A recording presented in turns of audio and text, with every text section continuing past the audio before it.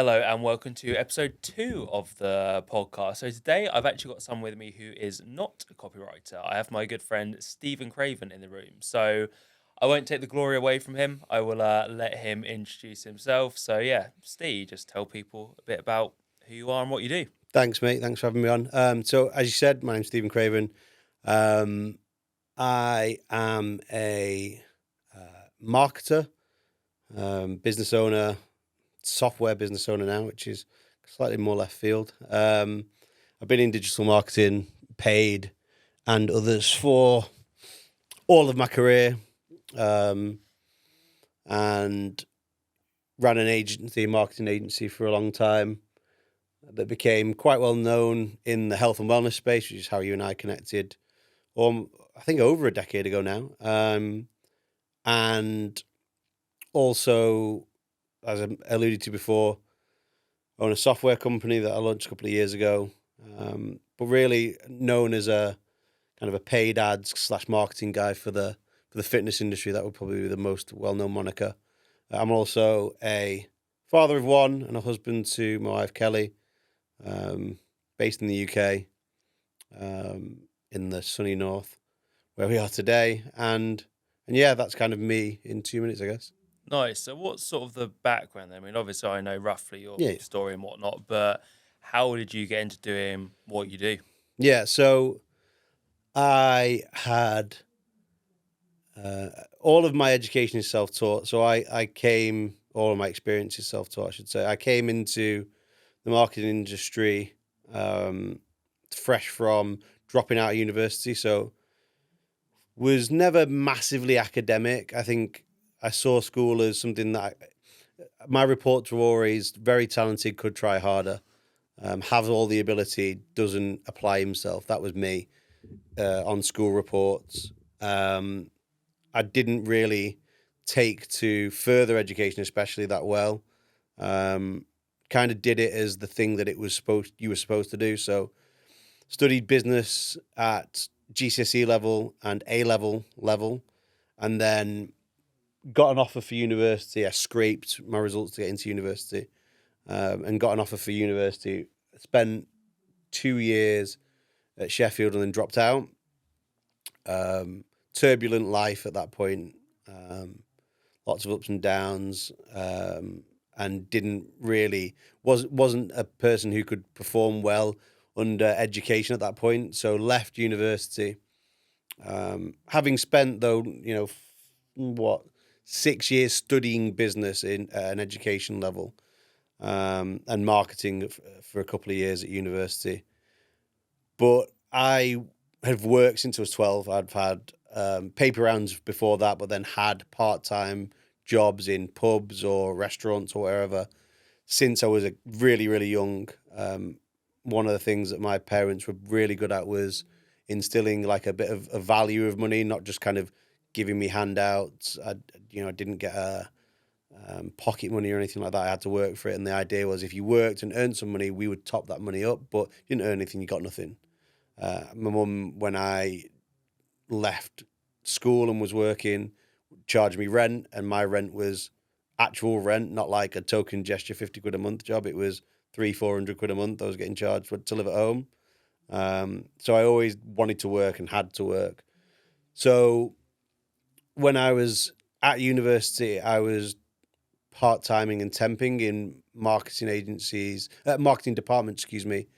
I did my work experience in a marketing department for a claims company called the Accident Group, and then went to uni and realized that the things that I was studying weren't actually being applied in most marketing roles. It was very much theory, it was very much case, and just stuff that I wasn't really that interested in. So I dropped out and then came back home to the Northwest and went into a marketing department for a bookmaker's, biggest independent bookmaker in the UK, which is Betfred. I actually went into their gambling and gaming team, online gaming team, as a support rep for 3 months because the marketing role that I'd applied for, that I'd got, wasn't actually available yet. So for 3 months, I worked shift answering live chat support for casino users and bingo users of their online platform. and was just kind of support, and then moved into this marketing role, which was a print media marketing executive role. This is going back, I'm 38 now. I wish I was 28. I'm 38 now.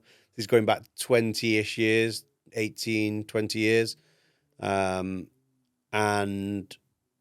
print was Betfred's like biggest marketing arm, I guess. And digital was part of the growth of that business, and they ended up moving it to Gibraltar like all the digital gambling companies did. But I got a really good kind of exposure to marketing in general. I worked really closely with the digital marketing team. They sat across the desk from us. All great young lads, all similar age. They were all graduates. And they're all really talented. And if you look at that team now and where those guys have gone, they've all got amazing roles in like really big companies. One of the lads is like senior director at Skybet. One of the lads runs his own marketing agency in Manchester. One of the other guys was really high up at rentalcars.com. I don't know if he's still there. But they all got great jobs. So it was a good environment for kind of the early digital marketing industry and cutting my teeth. And then I left there after a couple of years, hit a bit of a glass ceiling, couldn't go any further, and kind of fell out a little bit with my manager because of that. And then went into marketing agencies. Actually went into sales first. I think this has actually stood me in really good stead. My mum was in high-end corporate sales for companies like Oracle, Time Computers back in the day, Gateway Computers back in the day, Dell in later in life, and then Oracle and Sun Microsystems, lots of tech firms, and was in sales. And so I'd always had this opinion that sales was actually a really great skill to have. I saw my mum had worked really hard and created a great lifestyle for me and for our family. So I always had a lot of respect for sales, whereas I think some people, especially who come into business ownership, maybe sales is a bit of a dark art, maybe it's a bit of a swear word for them. I always had a lot of respect and a lot of appreciation for sales. So I actually went into the sales team of this digital marketing agency that was run by a guy who's still my close friend now, Jonathan, and his brother Jamie. Went into their sales team and was telesales, 300 calls a day, calling small businesses out of the yellow pages pretty much, offering them £99 websites, just like really like smile and dial grind telesales, and actually really enjoyed that environment. It honed sales skills, which still to this day I use in my own businesses, in businesses that I've worked in, businesses that I've consulted in, and then moved into a couple of different roles within that business. Got headhunted for a couple of other marketing agencies to kind of head up more of their marketing and sales. Came back into the first agency I ever worked in and set up what in effect was almost a fledgling of what you and I would now consider a digital marketing agency, like a paid ads agency, paid media agency. So the guys who own that business asked me to come back and set this company up within their group structure. And really quickly, I'd grown that business within the space of 12 months to like 7-figure run rate in terms of revenue. And at that point, I'd kind of realized that I had this entrepreneurial streak. I'd been doing a little bit of consultancy for people, a little bit of paid ads myself. My business partner in the software company, this was actually the catalyst, and this was actually introducing me to you and into Dan Meredith's world. It's a name that keeps popping up in these podcasts. But my business partner, opened a couple of gyms local to us and asked me to help him market those gyms. So I started running paid ads. It was right at the very start of paid ads, paid media. Started running ads, and that's what kind of gave birth to this idea that, actually, the businesses that I was working with in my 9 to 5 weren't the businesses who were paying for paid ad services or generating leads in that way. There was another arm. So I started consulting and doing a little bit of paid ads work myself, and then very quickly realized that the 7 figures in revenue that I'd generated for the company that I was working for, I could probably do very similar, or at least earn the same doing it myself. So for 2 years, I think, worked both jobs in parallel. And this is at the time where you and I met. So probably about 2014 2012-ish, 2015-ish, when you were in Dan's world in his agency. And I started getting a name for myself as someone who was running Facebook ads for gyms, doing lead gen for gyms, meta ads for gyms, as they'd probably be known now. And I then started working with more people in the fitness industry. You introduced me to some of my first real big clients, Nick being one of them. We'll come on to probably talk about Nick a bit later and some of the stuff we did for those guys, and got a really good name for myself doing that sort of stuff. But I was working 80 hours a week, both jobs, pretty much full time, and was getting paid a six-figure salary. It was salary and commission, and was earning probably not too dissimilar, or the revenue for the business was probably not too dissimilar for the marketing agency, that the fledgling marketing agency that I'd started with very little cost. I had a Filipino VA who's cost me 60 quid a week, and that was it. Maybe a little bit on graphics. So I took the plunge at that point and went, okay, I'm going to set up on my own. I just bought a house with my wife, now wife. And I was like, right, cool. We don't need anything else. If it all goes to shit, I can go back and get another job. But let's take the plunge. So set up on my own.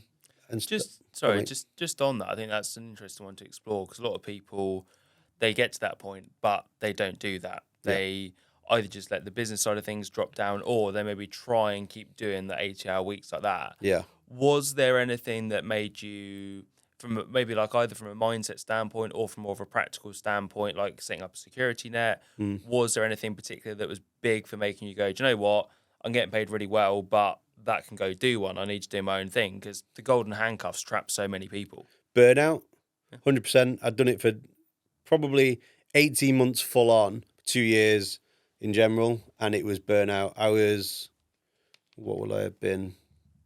Mid-20s at that point, early to mid-20s. And I'd been working very hard for, a long time. And I drank quite a bit at that point. I was very anxious, very stressed, because I was trying to make this thing work, I guess, and it was hard. And I was doing a lot of the things myself. My wife wanted us to start a family. She wanted to do all this sort of stuff. And I was like, well, I can't at the minute. Where would a child fit into this life that I've got? So that they were the major catalysts. Is something's got to give. And I could feel that there was something there with this like marketing agency idea that I had. It was like, I think that is where I should spend my time and my attention. So handing my notice in, left on great terms. I still speak to Jonathan weekly. I've not seen his brother for a while, but speak to Jonathan weekly. Great guys. Really helped me, gave me a lot of life skills that I would never have learned otherwise. Like a bit of the science of sales and like how a sales call should go, and learn things that I would just never have learned otherwise, not doing that role, and things that still serve me really well to this day when I'm either teaching people, consulting with businesses, or selling my own stuff. Really served me well. But then left and kind of went all in on my own agency. Hired my brother-in-law, Kelly's younger brother. He was 17 or 18 at the time. He'd come and done work experience for me, done it a couple of weeks, enjoyed it.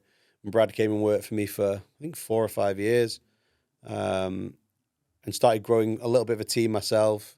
Had some kind of some contractors who came in and worked with us really heavily. And that's when, at that point when we went full time, that I kind of looked to you and looked at copy as a real win for us as a business. So we'd been running meta ads for a few years at that point, getting great results, but a lot of other businesses had sprang up doing the same thing. Whereas in the Facebook groups and on the forums, I was the go-to guy. I'd get tagged in posts every day. Need meta ads for this, right? Stephen Craven, speak to him. He can help you.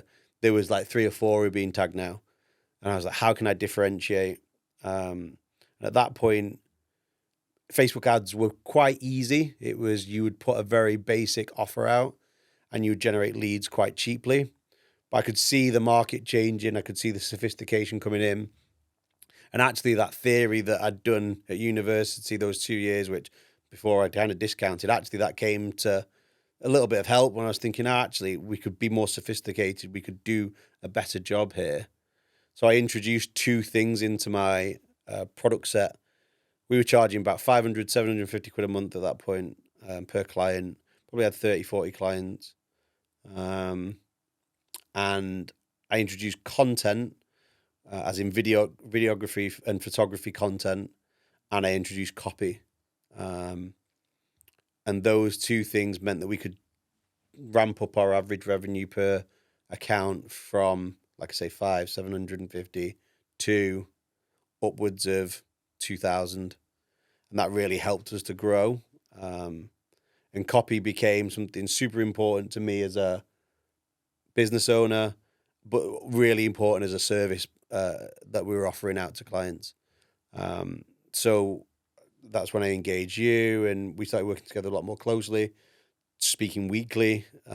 We'd worked on projects together, but we hadn't worked that closely. But then engaged you and started doing that work together, and that, as I say, really made us stand out. We became like a full service agency then. So we built sites, we built landing pages, we wrote email copy, we wrote landing page copy, wrote ad copy. We ran ads, obviously, on Google and on Meta. We helped with conversion rate optimization. We did a lot of really cool stuff, which again was kind of, not, I wouldn't say we were first by any stretch of the imagination, but we did it really well and then went really hard out to the marketplace to offer it. I ran a lot of ads internally. I'm one of those people who kind of drinks his own Kool-Aid. So a lot of businesses will talk about the things that they do for clients and then never do anything themselves. I've always been a massive proponent of running my own ads, spending my own money, believing in the things that I'd say to client, and really making sure that I was a subject matter expert, not from just the money that I've spent on their money, but my own money as well. So that helped massively. But copy was a huge, huge win for us as an agency. It made us really stand out. Yeah, definitely want to talk about that a bit more, obviously, Yeah. the copy side of things. But the one other interesting bit I thought, not the only interesting bit, I don't mean that, but the bit that particularly caught my attention was when you said that you went back to what you learned, some of what you'd learned at uni, sorry. And I've always kind of dismissed businessy type degrees. Like I did business at A level. Yeah. And literally the only things I remember are Maslow's hierarchy of needs Yeah. and what a lost leader is. Yeah.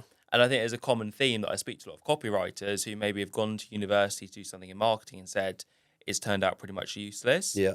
I'm guessing maybe that wasn't was that kind of your first impression that actually what I learned wasn't that great, and then you came back to it and went, okay, actually it's maybe more useful? And like how do you feel about education on marketing in general? Yeah, great question. I think that was definitely, and don't get me wrong, I think to a large extent that's still my opinion now, is that book taught marketing, advertising, and business studies. I think unless you're becoming an FD or something of that nature, I think being in the trenches and doing the work, getting the experience is far more valuable. I'd say that what I noticed with my specific circumstance was a lot of the businesses who were becoming our competitors had no formal training, didn't have any real understanding of what they were doing.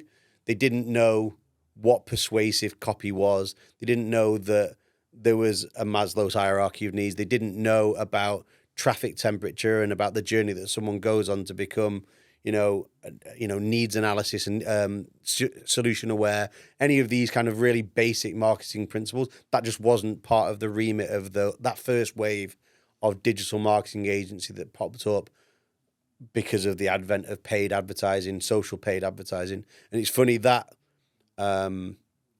that sort of first gold rush of agencies was replicated almost to the letter in COVID.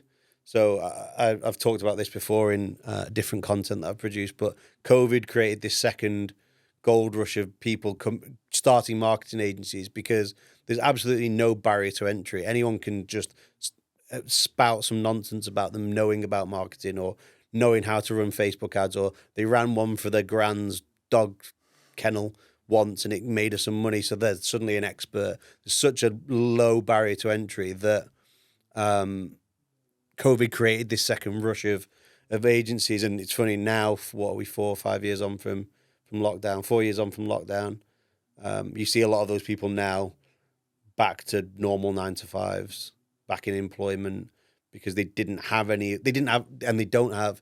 And back then, they didn't have the basic understanding of what marketing actually was, what advertising actually was.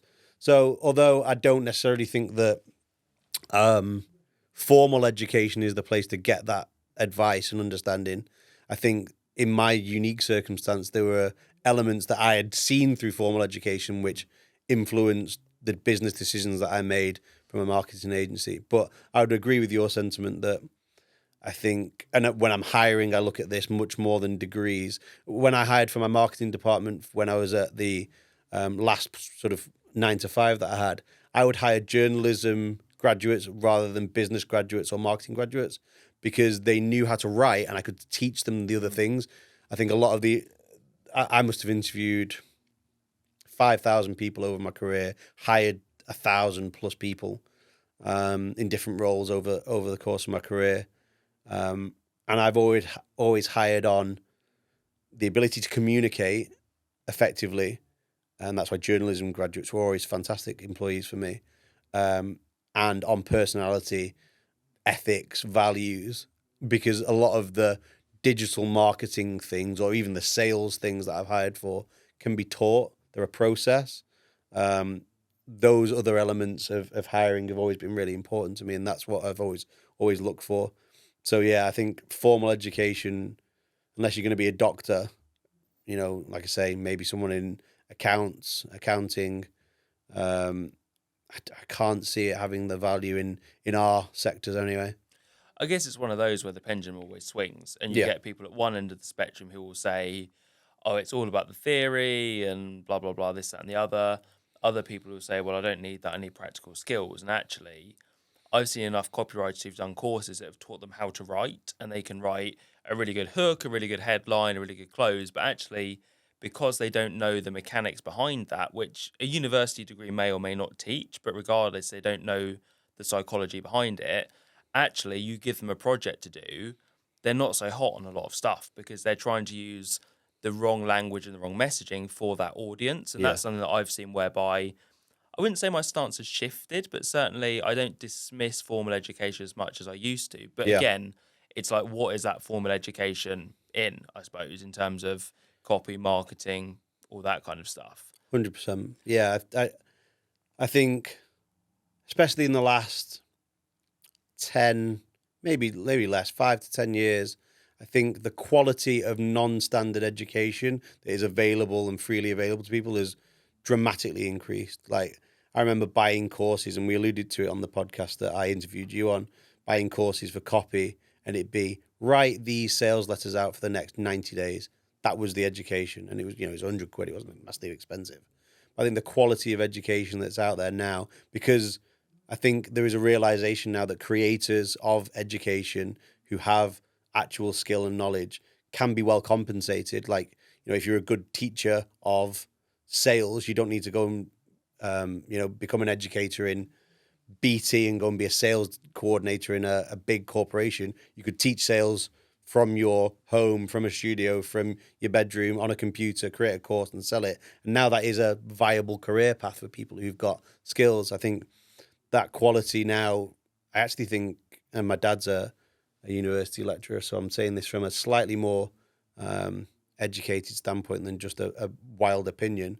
I think the standard now is that high in comparison to formal education, that formal education really has had to buck their ideas up over the last decade at least. Yeah, and certainly a degree doesn't carry the kudos it used to. No, Don't get me wrong. Likewise, I think there are people with an extreme viewpoint who say just it doesn't matter, university is obsolete, and I'm not sure I believe that, but it's certainly less and less prevalent. And similarly, I heard Rory Sutherland being interviewed the other day, and he said that 10, 15 years ago at Ogilvy, they would look for what degree do you have. Now he's like, it's something we consider, but I'm also look at, are you an interesting person? What's on your application? What else have you done? So I guess it's kind of linking into that same thinking, really. 100%. In terms of, so back to kind of copy Yeah. agency, that kind of thing. In terms of the few big clients that you had to begin with, and I think I probably worked with you on a couple of Mm. them. What did you find then from a copy perspective what were like the big needle movers? What you alluded to the fact that adding copy allowed you to increase your prices and get better results. Yeah. But what were the big bits within that you feel really helped, and what kind of stuff did you do with clients? Yeah. So look, like I said, we were at the early advent of meta ads, where it wasn't like they were much more lax in terms of service and about what you could say, what you could show, and those types of things. But it was still a space where even on a good campaign, conversion rates could be single digit conversion rates for campaigns on opt-ins, and definitely on more sales based stuff. And I was by no means a copywriter. I would have a stab at writing things. I'd have a stab at, I'd script the ads. I'd write, the headlines and subs and bullet points on opt-ins or pages. But a lot of the things we were doing were super basic. We were sending people through to a checkout and hoping that they'd buy. And people would, because it was that era where online and meta costs were so low that you could afford to send 1,000 people to a page and have a 0.01% conversion rate. It was still profitable. But what copy allowed me to do, and working with copywriters like you and like Dan and Suck, my business partner, who is a very talented copywriter in his own right as well, working with those guys, what it allowed me to do was really show massive gains and massive wins for clients. So I always use the example, I think you probably used it in when you've talked as well, of Nick and the Nutrition Bible launch. Yep. So we'll come on to the results of that, and I'm sure he wouldn't mind. It's that long ago, he won't mind us talking about it. But I could have ran that campaign without a copywriter, without someone like looking at the ads, without someone looking at the landing page, and probably got good results because he had a great audience, he had a great list. He had 1 million followers on Instagram like 10 years ago, when that was like actually a thing, and they weren't bots, because bots didn't exist then. They were real people.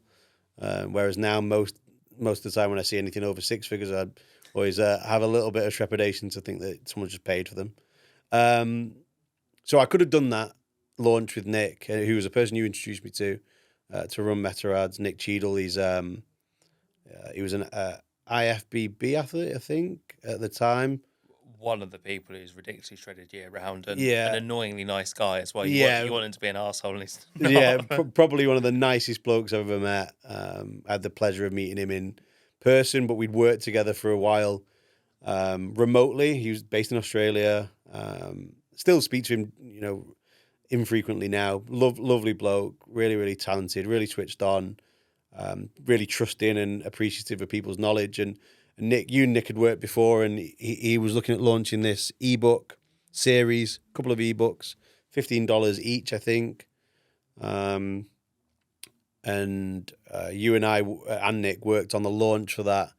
And, without going into like granular detail, we launched that ebook in a morning, and by midday had done 6 figures in revenue on that ebook. Now I've got no doubts that I could have launched that and done 5 figures in revenue just from like my terrible copy and ad copy and landing page copy and what have you. But that ebook did that well. And that was the type of launch that copy really helped me to then go, well, this is the result of us working as kind of a little team. Can we now productize that to a certain extent and go out to the market? And I've read a book. It's funny how in years later, I've read books that talk about the things that I did 10, 15 years ago as like this is a process. So the book is Built to Sell. And funny, it's a great book, and there's Built to Sell Radio. It's a podcast, which is a great podcast as well. But the book was Built to Sell, and the book is written in the viewpoint of a marketing agency owner and how he was looking to sell his business, exit, and ride off into the sunset. But his business actually wasn't built in a way that would allow him to sell his company. It was very much all in his brain. It was very much him doing a lot of the work. Obviously, that isn't a commodity that is saleable. So Built to Sell as a book talks about this concept of this agency owner productizing their offering so that it could function without the business owner it was very easy and clear for a client to buy this product and scalable. And that's exactly what I did 15 years ago without reading this book, or 10 years ago now, without reading this book.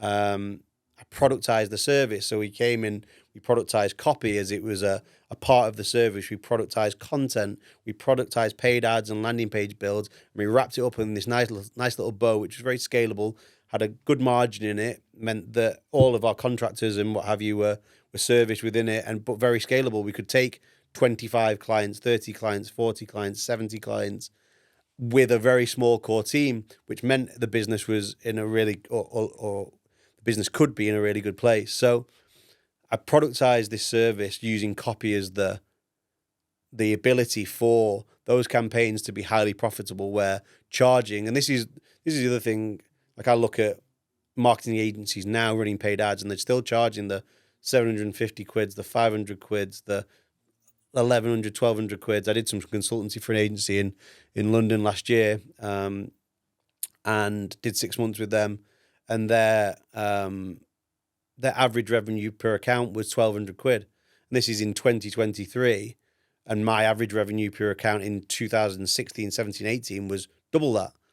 And I'm like, there's still businesses charging those numbers because they hadn't managed to productize in a way that meant that there was enough in there. They could also get the results for the client that would allow them to understand that being charged $2,500, I would charge a gym, small 2,000, 4,000, 8,000 square foot gym, a couple of grand a month plus to run ads and do all of the other things that we did. On the outside, that looked like a high fee. That was like quite a large number. But when you looked at the ancillary services that came around the paid ads and the product that came around it, and the ability that copy led us to be able to convert at 30% on a landing page, book 30, 20, 15 sales calls a day. I remember working with a company local to us here in the Northwest. It was a ladies only fitness business, and they had none of their own physical space. They used rugby club and cricket club halls to actually perform the boot camps. So they had no hard cost apart from the rent for these rooms every, couple of sessions, minimal cost. But they were generating 70, 100, 200, 250 at one point, new sales a month for a 3-figure program, like a 6 or 8 week boot camp. They were doing huge numbers front end on this offer because good ad content, good ad copy, a great landing page, and then a really slick kind of back end sales process allowed them this scale of bringing in 200, 300, 400, 500 leads a month. And I would never have been able to charge the fees that we charge as an agency, which now, like, again, if I was running an agency right now, I'd be charging double that again because the numbers work and I'd be picking the clients very carefully. But they would copy, without really thinking about persuasion and working in that way. We would never have been able to charge that. We would never have had the ability to get the results where that multiple made sense to clients.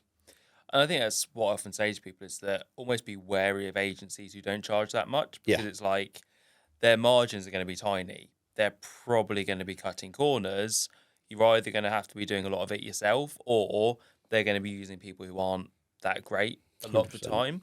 But I think that for copywriters, there is still an opportunity to work with agencies. But 100%. I mean, from your perspective, and to give people an insight who might be copywriters looking to work in an agency world, what kind of things would you be looking for? I guess it's a bit similar to what you said about interviewing people earlier, but is there anything copy specific that you would look for in hiring someone? Flexibility is a huge one. I think the reason that you and I have worked really, really well together over the years, and the other copywriters that maybe you've introduced me to or that I've met through your network, all of those guys, and you especially, have been really, really flexible. Agencies, agency owners, agency clients are very different. Every project is different. Even when you've productized it and you're working in a niche, things have to, especially from a client perspective, have to feel new, unique, bespoke to them. When you're charging decent retainers, it can't feel like it's a cookie cutter one size fits all. So that having flexibility as a copywriter to be able to work with an agency owner, work with a business development manager, whoever you're working with, is a really, really key skill. I hark back to the episode that you did with Jamie. It was filmed earlier today, where he said about him working in an agency and getting exposed to 30 or 40 different offers a month. And I think you said something similar with clients on demand. Those types of things, I think having flexibility with the niche that you work in, with who you work with the offer that's been put out, and being able to move your expertise to fit the offer for that client is super important. I think if we, as an agency, this is true as well, especially now, we can't be, hey, we've got this process, we've got this thing that works, I'm going to use the same structure, funnel, campaign, copy template, landing page for every client that comes through my door. It's just that's not the done thing now. It probably would work 8 years ago, 10 years ago. Can't work like that now. And you see those agencies fall by the wayside. So I think flexibility is a key one, the ability to adapt and become an asset to the agency, I think is super important. What I find a lot of the time with copywriters who I've hired or that I've seen working in other businesses is they'll work for that agency on clients and maybe get paid a fee per client or be on a fixed retainer. But they never offer the services to the agency. So I would always be, if I was a copywriter coming into an agency, be like, okay, cool. How are you winning clients? What are you doing to get clients? How can I help you with that? Because ultimately that only benefits you as the writer. But the agency getting better at their own funnels is super important. In lockdown, I moved into, to kind of go back to my background a little bit, I moved into financial services lead gen. The gyms had all shut, so a lot of our clients weren't open, couldn't keep paying us as an agency if they didn't pivot into an online product. Some did, some didn't. So we moved into financial services. And what we found with financial services businesses was they were so used to paying per lead, we had to change our business model. And that flexibility of us changing our business model and then being able to adapt our offer, adapt what we were doing, still working with copywriters, still working with, being persuasive, those things really helped for us.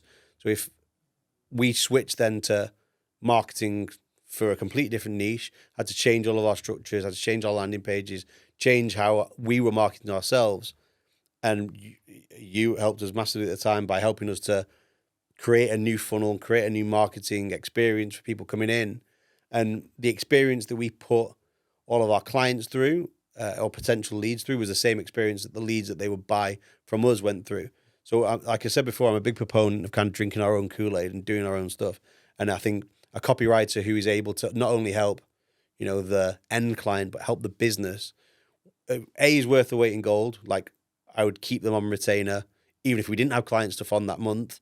If we weren't launching any new client stuff, if we weren't doing any campaigns, I would still have that copywriter on staff because we were launching campaigns, we were selling, we were always closing new business. So I think that's really key. I think someone who's got experience wider than just I'm a copywriter has always been super attractive to me. So hearing you and Jamie talk, working with you for such a long time, working with other copywriters as well, like you coming in and going, oh yeah, I worked in XYZ business and this is how they were doing things, and just being a rounded, knowledgeable person, I think is super important.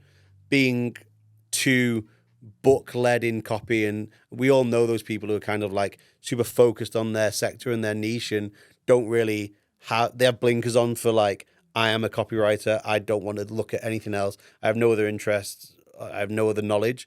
Those people for me don't have the attraction that someone who had been, in fitness like yourselves, been in coaching, mentor people outside of, outside of just working for clients, has worked in a business like Clients on Demand where you've been exposed to relationship offers and, all these different things. Having that wider worldview, I think is really key and is like the thing that I would always look for when hiring a copywriter.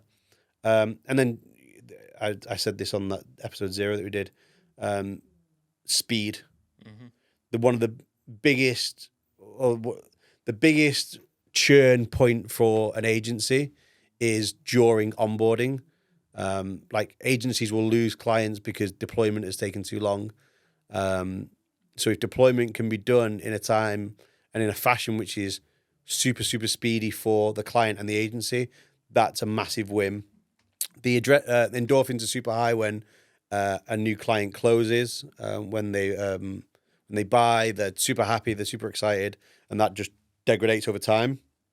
And it took me a while to figure out how to onboard effectively as an agency, and you really helped with that because I don't know if you remember this, you produced like an avatar document for my agency and a couple of documents that the clients could work through, which then helped you when you got into calls with them. Being really organized on like how you can help an agency by onboarding clients and helping them, you get the best result for the client by giving them documentation, what have you.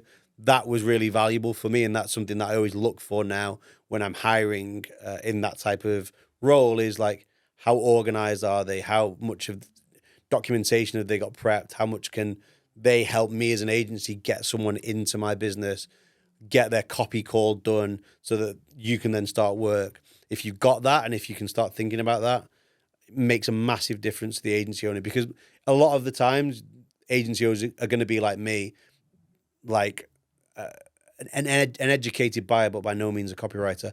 I don't know what goes into your research when you're starting with a new client. So if you can help me and help me formalize that process with my clients, it's worth its weight in gold. Yeah, I guess I find it funny because I hear a lot of copywriters just completely dismiss agency work, and a lot of a lot of agencies complain about bad copywriters, and I'm Yeah, like, it's probably because you're both being too stubborn. 100%. Like from a copywriter's perspective, I know very few good copywriters who will be getting on daily team calls, Yeah, who will be, cranking out new piece of copy all the time because it takes time. I think yeah, people see just words on a page and think, well, how is it taking you a whole 2 days to do 5 page on a Google Doc? Well, because there's a lot more that goes into it. yeah, At the same time, I think that from an agency owner's perspective, there's a lot of scope there as copywriters where you can actually have a very good gig going for you. You can, if you are going above and beyond, as you say, if you're doing a piece of work for the first time, like it's, I don't know, it's an upsell funnel or a book funnel, rather than just do that work for the one client, do it so you can templatize it. And yeah, then you can go and use it fast. As the next time the agency owner says, we need this turnaround in 2 days, you can go and do it. So I think that from my perspective of kind of knowing your stance as the agency owner and my stance as a copywriter, getting on the same page and being flexible is so important. Like there's some give and take, but it can work really well. Provided the agency owner pays enough, but also the copywriter is proactive enough, that can be a very healthy working relationship that makes both sides more money, in my opinion. 100%. And I think the other thing is that we noticed when we were working together, and that I was then able to do with those, like when we've been able to formalize a structure around some of our funnels, is it means I can go and sell those much more quickly Hmm. and deploy them. Like if I know that we've got X funnel that's done Y, we've got some repeatable results over these 10 clients, I can then go out to my network. I can go out and start selling those things with a level of confidence. And again, it's that productizing of service where I can then scale. And that, that's always the chicken and egg thing with agency owners, right? It's like, how many clients can we manage on the team that we've got to be as profitable as we can without it all fucking burning to the ground? Yeah. And so many agency owners get caught up in saying yes to everything. Yeah, I'll do ads for a butcher, baker, candlestick maker. I'll do whatever, and we'll do all these things. And I know that sometimes like niching down too much can sometimes feel like a mistake, or can people sometimes think I'm limiting my opportunities. Well, if you look at like what we did, fitness, that's a pretty big space, right?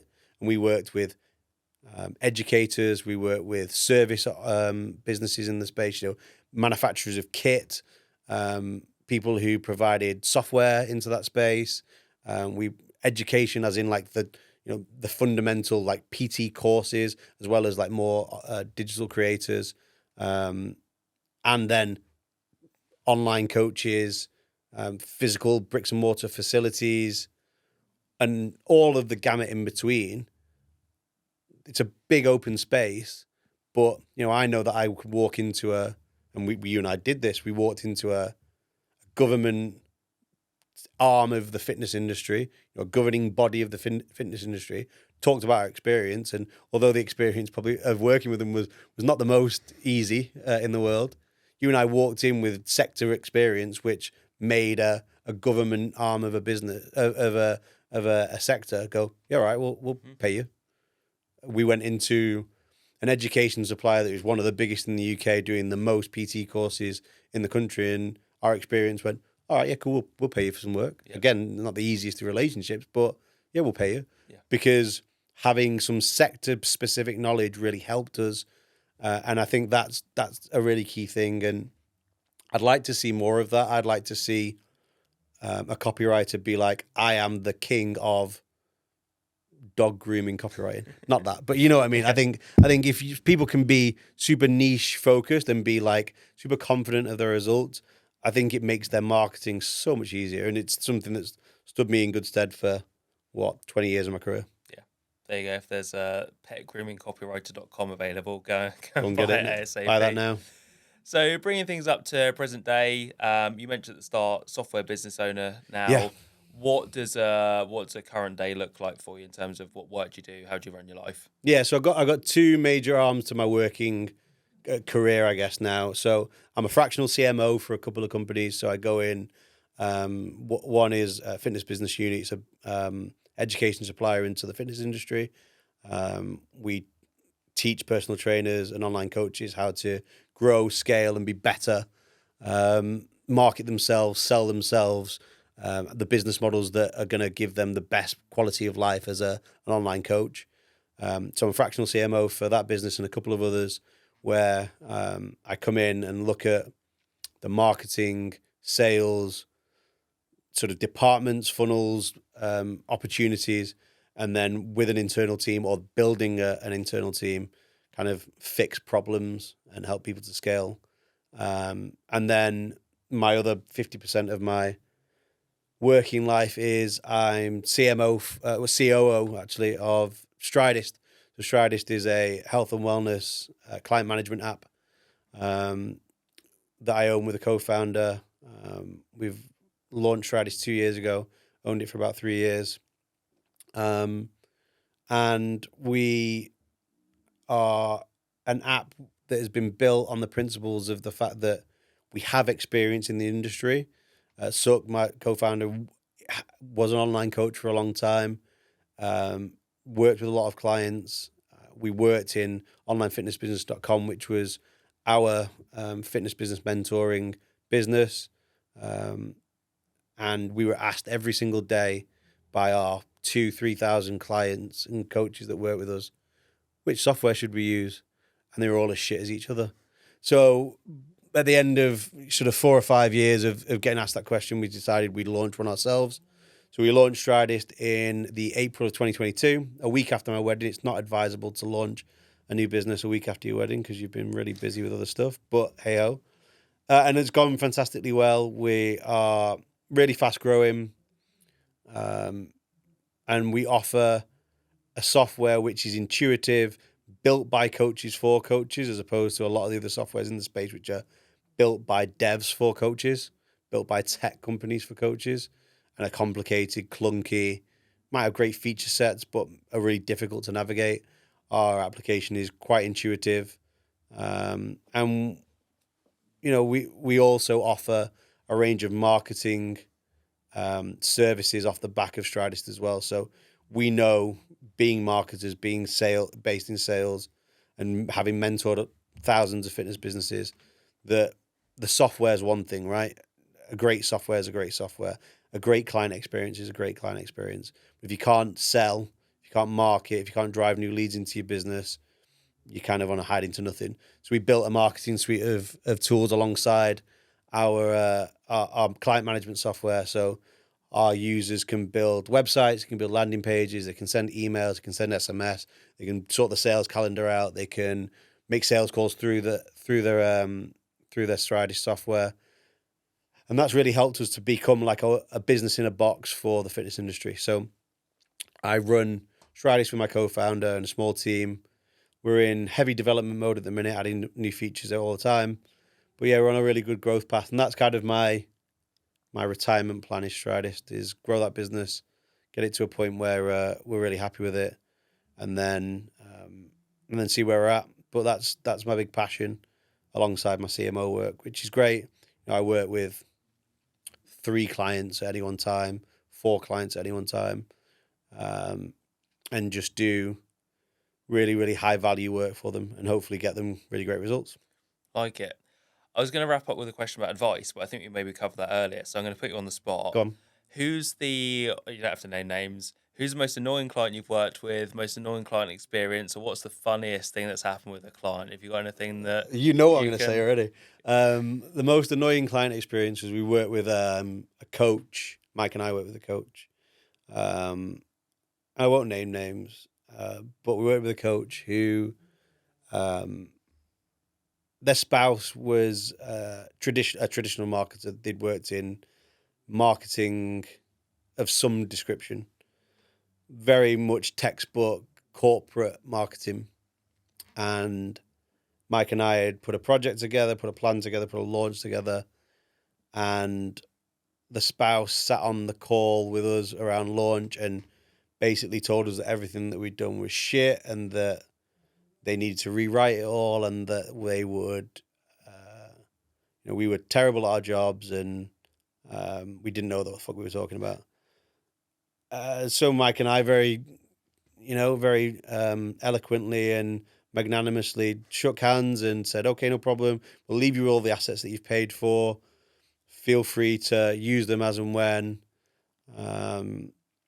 And the 2 things it's the same answer to the same question.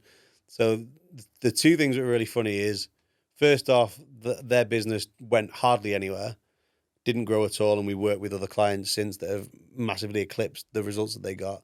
Secondly, is 6 months down the line, I saw them using all the shit that we wrote that they said was terrible and trying to butcher their way through the strategy that we'd given them. And I think client sort of shenanigans like that are always kind of the biggest bugbear, most frustrating thing about agency life, but also the funniest. So I'll wrap up with one other story. Is I had this is right near lockdown as well. I had a gym client that paid me for ads and copy, and you did all the work with them. We set up all the landing pages and the funnels. We were running ads for them, and the guy who ran the business, or one of the guys that ran the business, thought of himself as like the next Elon Musk type entrepreneur. He was like the guy. Grant Cardone, Elon Musk, all wrapped into one. He had a really, really inflated sense of himself and a really, really strong opinion of himself. So basically, the relationship broke down where he wasn't converting his sales. And look, ads and marketing might have had might have been having an impact. Maybe we were getting the wrong people through. But within a month of him launching, he paid his setup, he paid his launch. He had cancelled his account, and his invoice was due, and it was auto paid, and he charged back. So we had 30-day cancel terms, as most service-based businesses would, and he hit his 30 days when he handed his notice in. So I said, okay, cool, you paid for this month.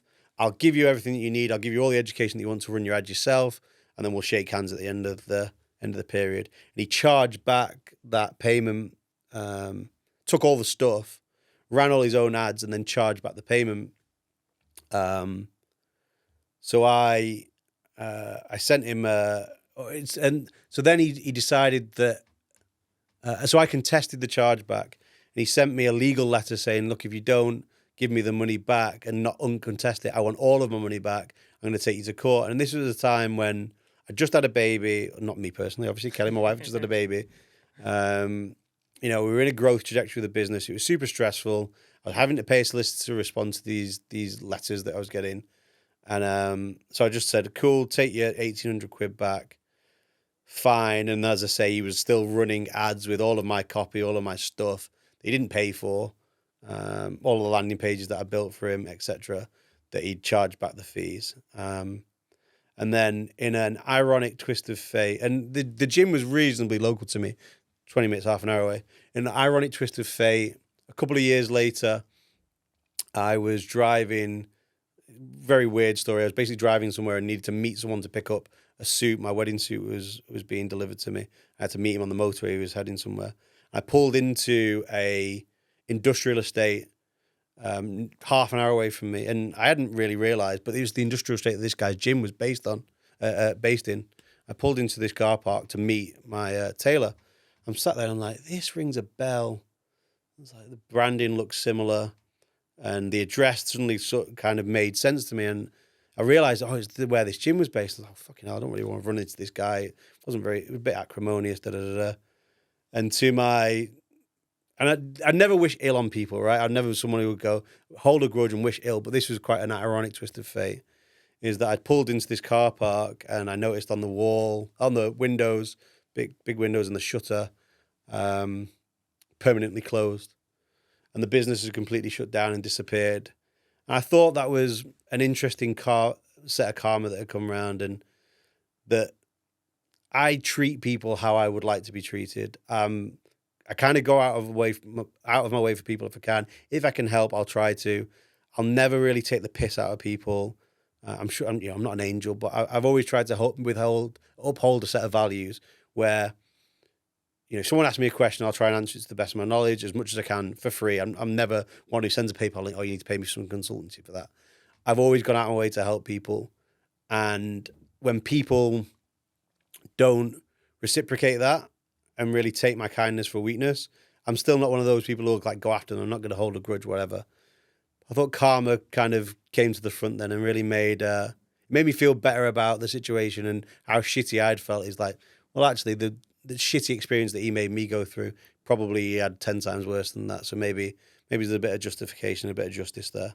And that's probably my my funniest story that I've had from running agencies. So, moral of the story: don't mess with the immediate buyer, basically. Well, So. yeah, maybe not that much, but like I say, I think to wrap up, this industry is hard enough. Like running your own business is hard enough. Running, copywriting is a hard enough gig. Agency owners is a hard enough gig without people fucking each other over or not dealing with people in the way that they want to be dealt themselves. I think that's the key thing that I'd say after almost 20 years in the space now is the people who've been really, really great to me and I've been really great to them are still in my life. You, Suck, Dan, those guys especially is kind of a core set of people that I've worked with. Jonathan, who I worked for. There's other people that I've worked with over the years that are still, I would consider them peers, friends. Being really good to people is just a great skill to have and a great weapon in your arsenal because people remember it. I think that's probably the biggest thing I've learned out of 20 years in marketing. Yeah, definitely a relationships game. And if you've got good relationships, you should never go hungry, basically. 100%. So, brilliant. Appreciate that, mate. Thank you very much for your time today. And if people want to reach you, where's the best place to go? Facebook, I'll send you a link, or they can email me at stephen@strilis.com. Perfect. So I shall put links in the description on the video version of this. Also, links for free stuff from me down in the description. So if you haven't subscribed to the channel already, I would massively appreciate you doing so. Aiming to drop fairly frequent content on here, so hopefully it's very useful. As always, my inbox is open, so feel free to send me any messages, and I shall catch you on the next one.